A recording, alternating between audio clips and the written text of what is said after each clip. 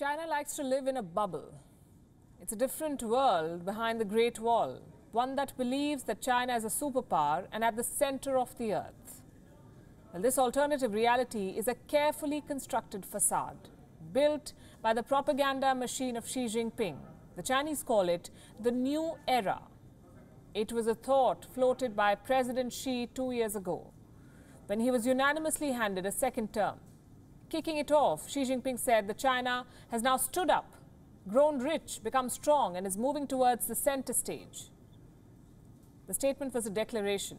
Xi Jinping announced to the world that China wants a greater role on the world stage.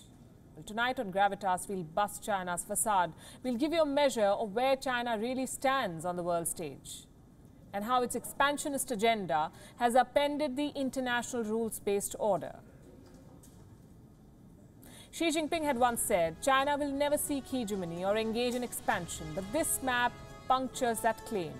We can name at least 10 countries that China has a dispute with as of today, and they range from diplomatic tussles to territorial claims. The United States and Australia are fighting a trade war with China.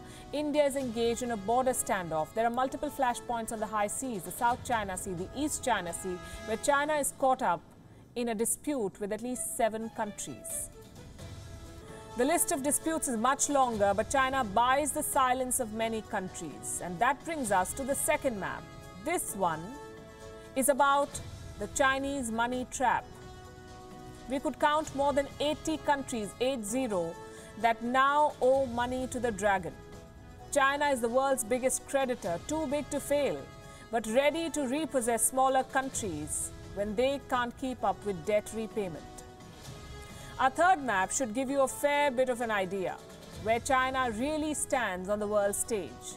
Not at the center of the world, as Xi Jinping would have you believe, but in the dock. On your screen is a list of more than 60 countries that first pushed for a probe into the Wuhan virus outbreak and its origins. They were the first to sign the resolution at the World Health Organization, forcing China to agree too. That list has grown since. More than 100 countries now support an independent inquiry into China's response to the Wuhan virus outbreak. Chinese propaganda claims it's already a superpower, ready to take over global institutions and reshape the world. But the growing disputes, the debt traps, and demands to make China pay tell us one thing: China cannot impose its rule on the world.